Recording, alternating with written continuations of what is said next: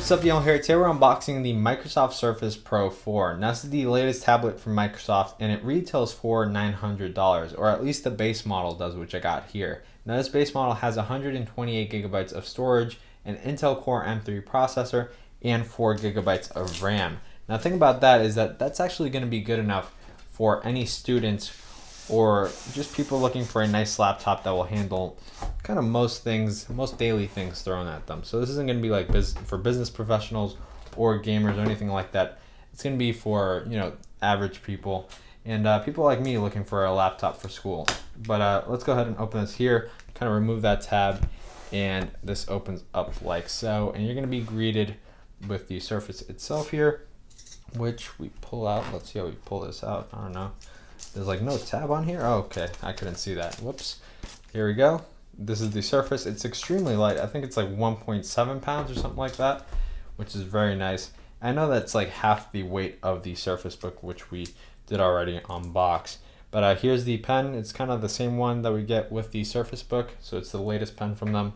And then we're gonna get a little booklet here with all of the documentation and just things that you should know about the tablet before you get started. But yeah, I mean, that's that. And then here on the right hand side, we're going to get a box with the actual cable here to charge the tablet. And we do still get that magnetic charger, which I really like for the Surface. And it's very easy to use, and just plug that right in to charge it. So let's go ahead and take a look at the actual tablet itself. And here is the new Surface. I mean, it feels really light and really premium in the hand, and it's just really nice to hold. You have all the grills here so that, you know, the Surface can breathe, and we got the USB on this side right here. We got the display port, I believe, an SD card reader. No, that's actually the charger right there. That's where you can connect the charger. And we have the sleep and wake and also the volume up and volume down buttons right there. So it's a lot like the top half of the Surface Book. And now let's go ahead and actually open up the new keyboard to see what that's like. I got the black one because I just think it looks really nice with the magnesium from the Surface, and this should be very straightforward to open. We got two little tabs right here, which just pull right off, and then boom, there we go. We got the Surface keyboard right here, and then of course what it's famous for, it just attaches like so, and we got the kickstand right here, which you can't see because the camera's not focused. So let me show you right there. The kickstand just comes out like so. You just kind of pull it out from the sides right here. And you of course have a huge angle this time around, so you can actually use this a lot of different modes. Let's go ahead and put it right there. And then the keyboard just comes off like so. And you're gonna get this little kind of space underneath the keyboard, which is gonna make it flex a little bit when you type, but it's not too bad. And if you've used the Surface, you're gonna be used to anything like this. But it definitely feels very solid. And the keys actually do feel very nice and clicky, which is nice. So it feels like an actual keyboard on an actual laptop. And then the trackpad definitely right away does feel also really good. Now let's go ahead and boot this up to actually just kind of, you know, get the actual feeling of the Surface here. Now this is actually running Windows 10 Pro, which is nice. We do have a 5 megapixel camera on the front and also an 8 megapixel camera on the back. Now the back has 1080p HD recording, and the front actually has just like regular HD recording from what I know. But here we can just go ahead and set this guy up. Of course, if you wanted to, you can do a full setup with the touchscreen to fold this back and kind of hold that like that. You know, you're gonna click on the keys, which isn't good, but oh, I think I clicked on something that was wrong. I clicked on the wrong language. Whoops. So let's flip it back. Alright, so I was able to just reset the guy and just restart the setup process, but I also switched everything around so you guys can see this a little bit better. Now, in case you didn't know how to restart this guy, I had to go with the power button and volume down button at the same time till it shut off and restart it. But here's the setup process for the pen, so just in case you want to see that, we have to hold this for 5 seconds. And it's the same thing with the Surface Book. We just hold it, and I think right about now we let it go. You can actually see on this side, there's like it's just flat, and that's so that it can actually stick to the Surface and the Surface Book, and it sticks on there really nicely. It's not going to fall off very easily. And let me click on this guy again. There we go, pairing successful. You can see that with one click you get to OneNote, double click screenshot, click and hold, to activate Cortana, and it actually doesn't come installed with OneNote, so you actually have to install that once you actually set this guy up. Now we're gonna go ahead here and connect to Wi-Fi.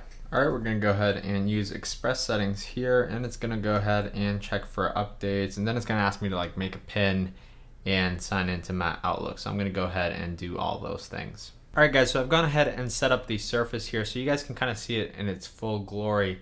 So of course we have the Surface Pen right here, which just magnetically attaches there. We can actually click this once and it's gonna launch OneNote, which is very nice. And we can just go ahead and full screen this. And let's say we don't wanna use the keyboard anymore. So we can just lift this guy up from here and put it to one side. And then we can take the stand here and open it up. You kind of got to use two hands for this one right here. And then you pull it out like so. And then you got your note-taking device right here. And you of course have really good palm rejection on these guys. So anything you kind of go ahead and draw, it's going to draw it very nicely. So you're not going to have any problems. And if you like to draw and do handheld notes, then this is going to work very well. You of course are going to still get that kind of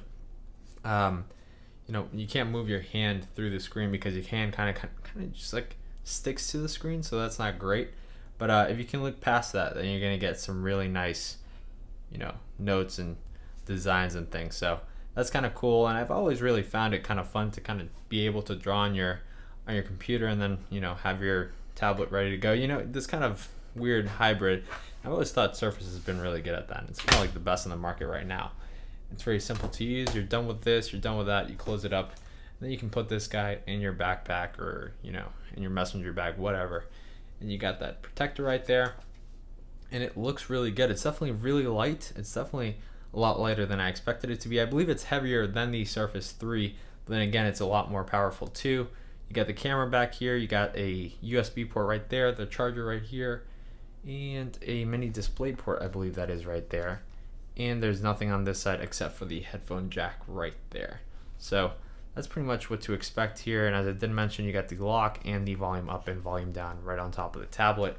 But yeah, everything looks good. Everything works very well. And yeah, so I'm actually really excited. I'm going to use this more. I'm going to try it out. I'm going to compare it a little bit more to the Surface Book, which we got right here. You can kind of see the size difference here, which is insane how much bigger the Surface Book is to the Surface Pro 4. So if you're looking for a small portable device, the Surface Book right away is definitely not the way to go. This thing is 10 times heavier. And just to show you guys here, let's show you the mechanism here for actually detaching this guy. So let's go ahead and open this here. I had already actually flipped the screen, but you lift this guy up, and it does have to be charged to a certain point. You can't do this when the battery is actually dead on both. So you got a battery on here, you got a battery on there. We click this button. You're gonna hear that. You can actually hear the mechanism unlock, and then you can pull it up. Now here the thing is, you can actually see it didn't actually completely go off because this thing has a really good failure rate. Like half the times that I've done it, it just doesn't work. So there you go, now it did. So it doesn't work every single time. So I either gotta get the hang of it or it just doesn't work as well as it should. And this tablet is actually extremely light right here. This is very, very light. It's much lighter than the Surface. Especially since it's so much bigger, you kind of feel that it's even lighter. So this is actually a very nice tablet, but of course it's not useful in many ways. Like you're not really gonna watch a movie like this, and it's not very good for drawing because it's so much bigger than the Surface, but we'll see. We're gonna try both these devices out. So make sure to subscribe and stay tuned for more videos, and we'll catch you guys in the next one.